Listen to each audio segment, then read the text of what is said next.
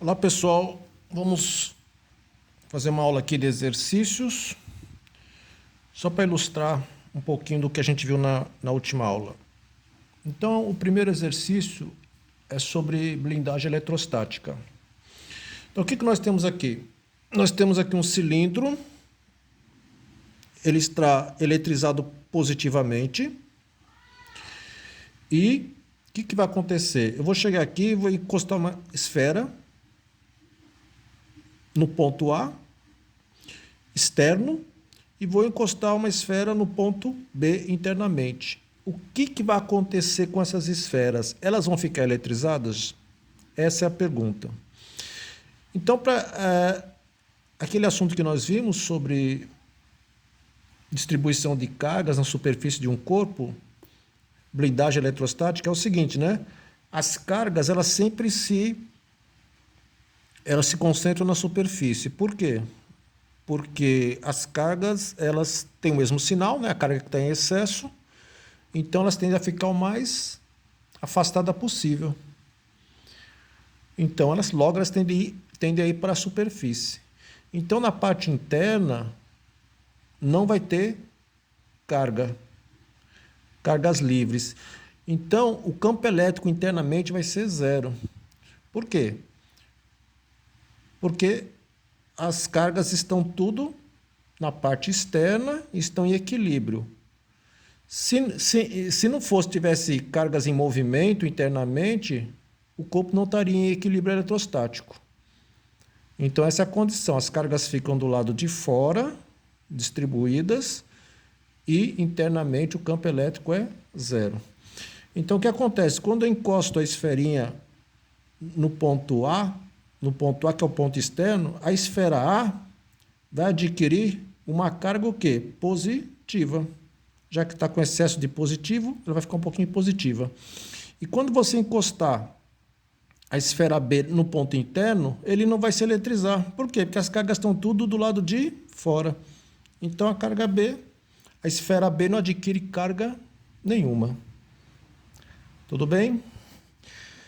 Bom, esse outro exercício aqui é sobre linhas de força, né? O que está acontecendo aqui? Temos duas carguinhas, Q1 e Q2. O que você observa aqui, né? Que as linhas de força estão saindo de Q1 e estão chegando em Q2. Aí o problema, ele quer saber o seguinte: qual é o sinal da carga 1 e qual é o sinal da carga 2? Aí, se você lembrar lá da definição, né, na teoria, que o que nós definimos, né? Que as linhas de força, elas saem da carga 1, elas saem da carga positiva, né? Então, Q1 vai ser positivo, né? Porque as linhas estão saindo da carga 1 e estão chegando aonde? Na carga 2. E quando elas chegam, o corpo ele é negativo, né? Q1 quando a carga é positiva é de quê? De afastamento, não é isso? Isso. Quando a carga é positiva, afastamento. E quando a carga é negativa, as linhas de força são de aproximação. Tudo bem? Tranquilo? E ele está querendo saber quem é maior, Q1 e Q2.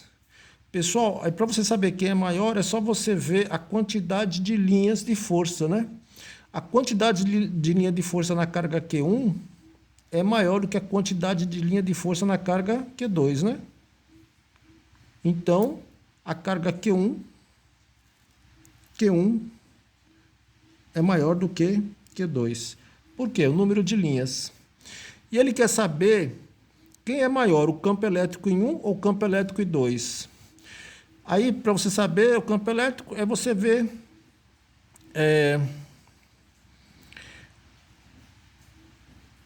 aonde que elas estão mais próximas, em Q1 ou Q2. As linhas de força estão mais próximas em Q1. Então, o campo elétrico em torno de Q1 é maior do que Q2. Então, campo elétrico na carga 1 é maior do que o campo elétrico na carga 2. Por quê? Porque na carga 1 existe uma maior quantidade de linhas de força do que na carga 2. A carga 1 é positiva, porque as linhas de forças estão saindo. E a carga 2 negativa, porque as linhas de força estão chegando, né? É afastamento Q1 e Q2 é aproximação. Bom, outro exercício aqui, bem parecido, né? Temos aqui duas carguinhas, Q1 e Q2. Se ele perguntar qual o sinal das carguinhas, aí você vai verificar, né? O sentido da linha de força. O que está acontecendo? As linhas de força estão saindo de Q1, estão chegando em Q2. Quer dizer que Q1, a carga 1 é positiva e a carga 2 é negativa. E ele quer que você desenhe o campo elétrico no ponto P. Pessoal, o campo elétrico, ele é tangente às linhas de força. Então, o campo elétrico nesse ponto P vai ser assim, ó. Tá aqui, ó. Campo elétrico no ponto P. Ele é tangente às linhas de força. Ah, vamos botar aqui outro ponto aqui. Vou botar um ponto aqui, ó. Um ponto Q. Como é que vai ser o campo elétrico aqui? Tangente à linha de força, ó. Esse aqui. Vamos botar aqui um ponto R. Como é que vai ser o campo elétrico nesse ponto R? É tangente à linha de força. Então, vai ser aqui, ó. Tangente. Então, o campo elétrico é aqui. Então, em cada ponto, né, do espaço, nós temos aí o vetor campo elétrico sempre tangente à linha de força. Bom, e por último aqui, temos aqui um campo elétrico uniforme, né?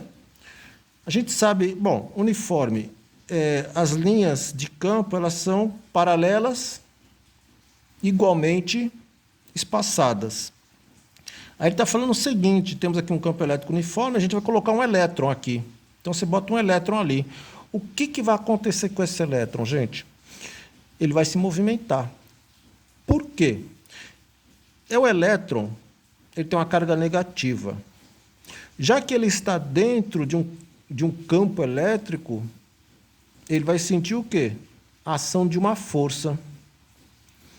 Nós sabemos que o campo elétrico vai do positivo para o negativo.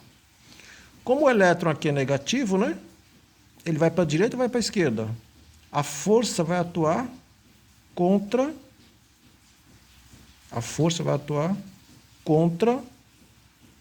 o sentido do campo, já que a carga é negativa.